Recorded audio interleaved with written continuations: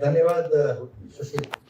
इस किताब के बारे में कुछ बोलने से पहले मैं समन्वय के बारे में कहना चाहूँगा, क्योंकि ये कार्यक्रम समन्वय के द्वारा आयोजित किया गया है। समन्वय और ये किताब, ये दोनों मुझे बड़ा घुलता मिलता नजर आ रहा है। किताब के बारे में बात बताऊंगा, तब बताऊंगा कि समन्वय क्यों लग रहा है ऐसा। समन्वय ये 90s का दौर था, जब 95 का, जब सुशील, नवीन और जो इनके साथ लोग देख रहे हैं, जो बहुत तरक्की जिन्होंने अपने अपने फील्ड में किया, वो सब एक जगह जमा होते थे। धर्मेंद्र, सुशांत थे, बहुत सारे लोग थे, प्रमोद थे, प्रमोद सिंह थे, कुमार मुकुल थे, बहुत सारे लोग वहाँ जमा होते थे। कुछ लड़के भी थे, पप्पू और बबलू वगैरह, 20 लड़के थे, 20 लड़के, 25 लड़के, अरुण नारायण, सब बड़े हो गए। हाँ, सब बड़े हो गए और सबने बड़ा अच्छा अच्छा काम किया। बीच में जब वे अपने काम के सिलसिले में थे, तो लगता था कि समन्वय की याद आती थी, उस जमघट की याद आती थी, लेकिन वो संस्था के द्वारा आयोजन, समन्वय ने ही पहला आलोक धनवा का काव्य पाठ करवाया था 25 साल के बाद। 25 साल के बाद ये सामने आए लोग, और वो बहुत ही उस जब हो रहा था, वो यूनिवर्सिटी में 98 में हुआ, और बत्ती गुल हो गई थी, आवाज चली गई, सही उनको याद है, आवाज चली गई थी, और ये थोड़ा घबरा गए थे। लेकिन हुआ क्या कि माइक के बगैर भी इन्होंने जो पाठ किया था, लोग सुनते रहे एकदम स्पेल बाउंड। तो समन्वय ने पटना को या लिटरेचर को एक बहुत बड़ा योगदान दिया है, और वो भी बहुत खामोश रह गए। लेकिन उसकी जो सक्रियता थी, वह सारे लोगों की अपने अपने नौकरी और बाकी चीजों की वजह से वो दिखाई नहीं पड़ रही थी। मैं धन्यवाद देना चाहूँगा समन्वय के जो अब आयोजक जो है उन्हीं में से, जिसमें से खास तौर पर सुशील लीड कर रहे हैं अभी, मैं यह धन्यवाद देना चाहूँगा उनको कि उन्होंने धीरे धीरे आयोजन करना शुरू किया और बहुत ही सार्थक चीज़ों का आयोजन उन्होंने किया है। इसलिए पहली बात तो मैं ये कहना चाहूँ किताब के बारे में कहने के पहले। दूसरा, मैं ये कहना चाहूँगा कि किताब को क्यों मैंने समन्वय से मिलाया है। दूसरा मुकुल जी पर है कि मुकुल जी ने जो 7 कवियों को चुना, सबसे बड़ा सवाल ये होता है कि क्यों चुना उन्हीं 7 कवियों? क्या मात्र यही आधार था कि वो कवि सामने नहीं आ रहे थे, वो कतराते थे आने से, चाहे वो नवीन कुमार हों या राजू रंजन हों या आभा हों, ये जो बाकी जो इनके कवि हैं वो, या कुछ और था? सिर्फ यही जिद लेकर के और चीजों को छाप दिया जाए, ये तो कम से कम कुमार मुकुल से इसकी अपेक्षा नहीं की जा सकती थी। तो जाहिर है कि कुमार मुकुल भी उसी समन्वय की जो एक खामोश और अज्ञात ढंग से काम करने वाली पद्धति थी, उसी पद्धति पर ये भी चले, और इन्होंने मूल बातें जो आज समाज में घट रही हैं, पहले समाज में घटी हैं, जो स्त्री की समस्याएं हैं, जो आज़ादी की समस्या है, जो तानाशाही की समस्या है, ये सारी समस्याएं जो कवि इसके बारे में बात कर रहे थे, और कविता की जो गहराइयां हैं, जिनमें गहराइयां हैं, वो सारी बातें एक साथ मिल करके इस सप्त पदियम में आती हैं। और इसलिए मैंने कहा कि वो एक संस्था थी, एक किताब है, लेकिन जो मूल भावना है दोनों में वो एक है। ये इस बात ने मुझे बड़ा प्रभावित किया है। अब सवाल पैदा होता है 173 कविताओं के बारे में बोलने का, क्योंकि 173 कविताएं इसमें हैं। तो मुझे बहादुर शाह जफर का एक शेर याद आ रहा है कि एक दिल है, इसको दीजिए किस किस को है जफर, आते नजर हैं सैकड़ों दिलबर नए नए। तो मैं मतलब अब किस पे बात कीजिए और किसको छोड़िए, आते नजर हैं सैकड़ों दिलबर नए नए 173 में, ये समझ में बात नहीं आ रही है। फिर भी मेरे जैसे आलसी आदमी ने इस किताब को पूरा पढ़ा, पूरा 173 कविताओं को मैंने पढ़ा। मैं आज भी दिन भर पढ़ता रहा, और उनको पढ़ करके उसके बाद मैंने एक लिस्ट बनाई। बड़ा मतलब चूंकि बड़ा अनौपचारिक ढंग से बात हो रही है अभी, जैसा लग रहा है, बहुत औपचारिक बैठक है नहीं, दरअसल ये तो एक गोष्ठी की तरह है। तो इसमें अलग अलग कविताएं हैं, सबसे कम कविताएं नवीन की हैं, 7 कविताएं। ये और बात है कि उसमें 4 कविताएं छोटी हैं और 3 कविताएं लंबी कविताएं हैं। और सबसे ज्यादा कविता का क्रेडिट जाता है सुधीर सुमन को। तो अगर आप आंकड़ों के हिसाब से देखें तो उनको बख्श कर दें, ये और बात है, क्योंकि आंकड़ों का जमाना है। लेकिन मैं ऐसा नहीं कह रहा हूँ, मैं ये कह रहा हूँ कि ये 173 कविताएं हैं, राजू रंजन प्रसाद की 32 कविताएं, ऐसे करके 173 कविताएं हैं।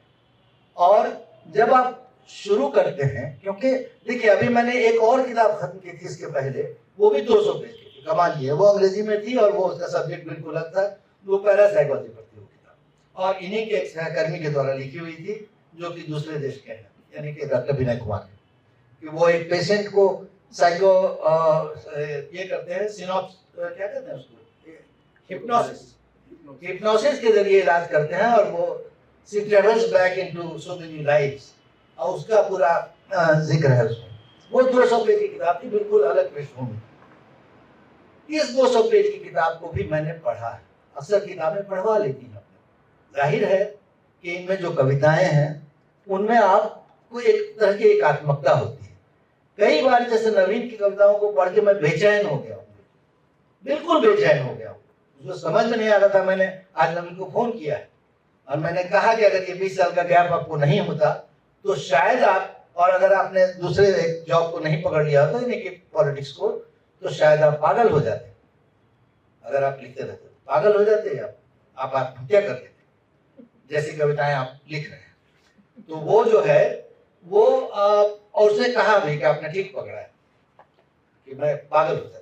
मैंने कहा चलिए बचा लिया, लेकिन मैं मानता हूं कि अगर छोटी दृष्टि से देखें, एक दोस्त के नाते मैं चाहूंगा कि हर हाल में आप जिंदा रहते और सही मिजाज में रहते। लेकिन एक अगर विश्व को कोई कुछ देने की बात होती तो मैं मानता कि आप पागल ही हो जाते और कंटिन्यू करते लिखना। वैसे अभी वो लिख रहे हैं। मैं राजू रंजन से शुरू करता हूँ, थोड़ी थोड़ी बातें करूंगा सब पर, थोड़ा सा वक्त दूंगा, ज्यादा नहीं दूंगा। इन्होंने अपने आत्मकथ में कहा है कि इनका मूल मिजाज जो है वो गद्य का है। ये नस्र के आदमी हैं, गद्य के हैं, प्रोज के हैं। लेकिन कमाल देखिए कि ये पोएट बनना चाहते थे, मतलब आदमी कुछ थे और बनना कुछ चाहते थे, यानी इनके अंदर की इच्छा वो थी कि पोएट बनना चाहते थे। और तब पोएम क्यों लिखा इन्होंने, कविताएं क्यों लिखी? इनके लिए जब गद्य में वो बात कहनी असंभव हो गई, तब इन्होंने पद्य का सहारा लिया। और तब उनकी जो कविताएं हैं उसमें आप एक शाम देखें अगर, जिसमें कि 3 बिंब हैं। और संक्षिप्त करते हाँ जी, मैं बहुत ही संक्षिप्त बोलूंगा, आपको यकीन दिलाता हूं, दर्शक थे, दर्शक क्योंकि मैं थोड़ा समय आलोक धनवा सर को भी देना चाहूंगा, इसीलिए मैं संक्षिप्त बोलूंगा। हम उसको सुनना चाहते हैं और पूरा सुनना चाहते हैं। नहीं, हम तो बोलेंगे। तो हाँ, हम उसके लिए तो ये मैं कहना चाह रहा था कि वो इनकी जो एक शाम कविता है, हम लोग इसको थोड़ा सा गंभीरता से अगर देखें कि अगर हम सिर्फ काम निपटा देने की बात नहीं करें कि हम काम निपटा के चले गए, एक आयोजन हो गया, तो क्या माने उस आयोजन का। इसीलिए थोड़ा गंभीरता से देखें, कवियों को भी अच्छा लगेगा कि उनके बारे में कोई ऐसी गंभीरता से पढ़ा और कोई बात नहीं। ये एक शाम इनकी कविता जो है उसमें 3 बिंब हैं। एक बैल है थक के आता है, एक ऑफिस का बाबू है वो आता है, और बहस होती है आपस में, और अंत में एक होता है कि आतंक और भय, इससे वो की चुप्पी जो है वो उसमें है। ये 3 बिंब हैं और एक उसका कंक्लूजन है वो शाम का। अब आप देखिए पूरे माहौल को कि क्या हम उसी माहौल में नहीं जी रहे हैं। एक व्यस्तता के बीच हम रहते हैं सुबह से शाम तक, और अंत किसी आजादी का नहीं होता है बल्कि एक भय का होता है। जो चीजें कविताएं, मुझे लगता है क्यों कविताएं छू रही हैं, ये कविताएं हमको क्यों छूती हैं? छूती इसलिए हैं क्योंकि हम उनको महसूस करते हैं, अपने और अपने परिवेश के साथ जोड़ करके देखते हैं। और जब देखते हैं तो इसमें राजू रंजन की कविता जो है वो शाम, ये छात्रावास में लड़कियां हैं कि एक छात्रावास जो गर्ल्स हॉस्टल होता है उसमें कैद हैं लड़कियां। तो दरअसल ये वो छात्रावास में कुछ लड़कियां नहीं कैद है बल्कि पूरी स्त्री जाति कैद है। छात्रावास तो एक बिंब है इनका, लड़कियां एक बिंब है। हम लोग साधारण भी उदाहरण ले सकते हैं, किसी खास लड़की या कुछ खास लड़कियों, लेकिन ऐसा नहीं है। उनकी दीवारें जो है, जो मुलाकाती मिलने आते हैं, ये गांव की सुबह आप देखते हैं। ये गौरैया देखिए, गौरैया में एक गौरैया है जो आईने को ठोकर मार रही है, गुस्साई हुई है, अपने चेहरे को बर्दाश्त नहीं कर सकती है, किसी दूसरे का चेहरा अपने चेहरे में देखना चाहती है। ये भी जिद हम लोगों की है कि हम अपने चेहरे से कभी संतुष्ट नहीं रहते हैं। जब भी कोई वास्तविकता सामने नजर आती है तो उसी गौरैया की तरह उस वास्तविकता दिखाने वाले आईने पर चोंच मारना शुरू कर देते हैं। ये सारी चीजें इसमें समाहित हैं राजरंजन प्रसाद की कविताओं में, जो हम महसूस कर रहे हैं जिन चीजों को। सुधीर सुमन के पास अगर हम आते हैं तो सुधीर सुमन अपने आत्मकथ में ये कहकर बच जाते हैं, बचने की कोशिश करते हैं, दरअसल बच तो नहीं पाते हैं क्योंकि कविताएं बताएंगी कि ये कहते हैं कि काव्य भाषा और काव्य शैली का बनना विशेष है, ये बना नहीं है। ये तो बड़ा से बड़ा कवि ऐसा महसूस करता है कि वो अंत तक नहीं पहुंचा है। बड़ा से बड़ा योगी और साधक कहता है नेति नेति, यह अंत नहीं है, यह अंत नहीं है। ये तो मानी हुई बात है, लेकिन सुधीर सुमन इससे नहीं बच सकते हैं क्योंकि उनकी कविताएं चांद के बिंब से उन्होंने 3 कविताएं लिखी। उसके बाद उनकी एक कविता डर है। डर जो कविता है उसमें एक स्त्री की जो चाहत होती है कि हम ऐश्वर्या राय बन जाए, हम कोई बड़ी सिने तारिका जो है वो बने, लेकिन अंततः वो कुछ नहीं बनती है क्योंकि जो एक तरह की पारंपरिक जो तरीके से दबा करके रखा जाता है स्त्रियों को, वहीं आकर के वो ट्रैप्ड हो जाती है। ये डर है। और फिर एक बुढ़ापा भी इनकी कविता है जिसके बारे में हमने बड़ा लाइटली डिस्कस किया था कि कैसे उम्र का एक तकाजा होता है, इसलिए उसको हम लोग छोड़ दें।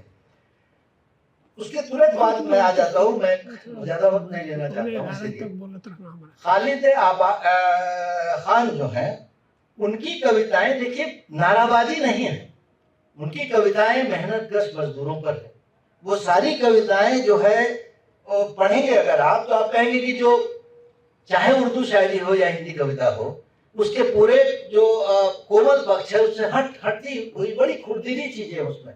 उनके जो अल्फाज हैं, उनके जो शब्द हैं, वो भी बहुत ही कोमल शब्द नहीं है, मोटे मोटे शब्द, लेकिन नारेबाजी नहीं है उसमें। कविता महसूस की हुई चीजें हैं उसमें।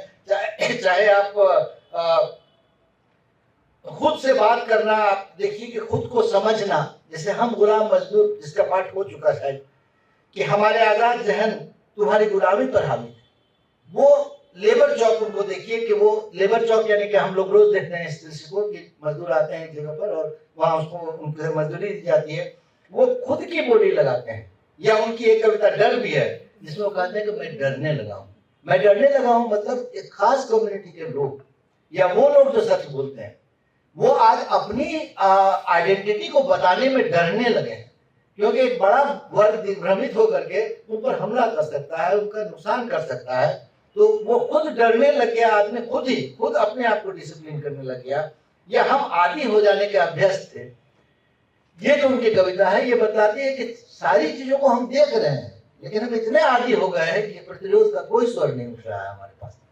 ये सारी चीजें जो खालिद खान की है उसमें खूबी यही है, ये सारी बातें वो कर रहे हैं एक खास दबे हुए तबके के बारे में, लेकिन नारेबाजी नहीं कर रहे हैं। उसमें कविता है। और अनुपमा गर्ग या आभा की कविताओं को अगर आप देखते हैं तो जाहिर है कि उन्होंने फर्स्ट पर्सन में झेला है उस दुख। वो स्त्री हैं। अगर कुमार मुकुल स्त्री के बारे में लिखते हैं या इवन आलोक धनवा स्त्री के बारे में लिखते हैं तो आलोक धनवा स्त्री नहीं है, ये साबित नहीं हुई है ये बात कि वो स्त्री जो वाकई है स्त्री, वो अगर महसूस करती है कि उनके ऊपर जो झेला गया, उनके ऊपर जो कष्ट हुआ है, उसमें अनुपमा गर्ग और आभा दोनों का तर्ज अलग है। अनुपमा गर्ग में क्या है कि वो ये बताना चाहती है कि अगर वो कंडोम लेने जा रही हैं और वो एक प्रयोग के लिए कंडोम ले रही है और वो बोल देती है मुंह से कि मुझे कंडोम चाहिए, तो बगल की लड़की ही चेक करती है कि धीरे से बगल से हाथ से क्यों नहीं ले लिया तुमने। वो दरअसल ये कहना नहीं चाह रही, वो कहना चाह रही कि कंडोम जो है वो उसकी शरीर धर्मिता है, जो शरीर धर्मिता को लोग नहीं पहचान पा रहे हैं। या आभा जो कहती हैं कि कुछ लोगों के लिए ये कहती हैं कि आभा कहती हैं कि तुम दौड़ हो तो मैं रफ्तार हूं। अगर कोई दबाना चाह रहा है स्त्री को, उनके अंदर एक उमंग आती है आभा के अंदर। फिर शादी का बंधन जो है, एक शब्द जो उनका है कि सारी आकांक्षाओं को लेने के बाद भी हम उस परंपरा में जब बंध जाते हैं तो फिर हम बंध जाते हैं। फिर हमारी एक जैसे पुरुष को जो आजादी है, उसका जो व्यक्तित्व है, हालांकि उसकी भी आजादी नहीं है अभी। अगर आप वृहद रूप में देखिए तो पुरुष भी आजाद नहीं है अभी, वो भी डरा हुआ है, लेकिन उससे ज्यादा डरी हुई स्त्री है। ये दोनों जो हमारी कवित्री हैं, जो आभा गर्ग या अनुपमा गर्ग या आभा, वो ये कहती है। नवीन कुमार पर अगर हम आए, 7 कविताएं हैं, जिसमें 3 कविताएं बहुत लंबी हैं, उभरा हुआ दीप और एक उभरा सा द्वीप, एक कविता क्या कहूँ कैसे कहूँ और बार बार कहूँ किए हुआ। ये 3 कविताएं जो हैं, इनको पढ़ने के बाद आपको उसी तरह का अनुभव होगा। मैंने अपने एडोलसेंस में एक किताब पढ़ी थी काफका की, जिसका नाम मेटामॉर्फोसिस। उस किताब को पढ़ने के बाद मैं बेचैन हो गया था बहुत ज्यादा। मुझे लगा कि मुझे अगर उस वक्त डॉक्टर विनय कुमार अवेलेबल रहते तो मुझे इनकी सलाह लेनी पड़ जाती। ये मेरी मानसिक हालत हो गई। नवीन कुमार की इन कविताओं को पढ़ने के बाद आप बहुत बेचैन हो जाएंगे। जब आप पढ़ेंगे उनको, वो एक छोटे से मोहल्ले की कहानी, उभरा हुआ द्वीप, और उस मोहल्ले में जहाँ की हत्याएं हो रही हैं, जहाँ मार करके फेंक दिया जा रहा है, वो जाता है, दिवाली की रात है, फिर वो जाते हैं, फिर लौटते हैं, फिर एक अजीब तरह का सपना आता है, और सपने के बाद सिगरेट पीने की उनको ख्वाहिश होती है, फिर निकलते हैं वो। ये सारी कहानी लग रही है और वो आपको बेचैन किए जा रहा है लगातार। मैं एक पाठक के रूप में बात कर रहा हूँ, आलोचक हूँ नहीं, न तो हिंदी कविता से बहुत ज्यादा संपर्क में रहा है, मैं तो उर्दू का एक छोटा सा शायर हूँ।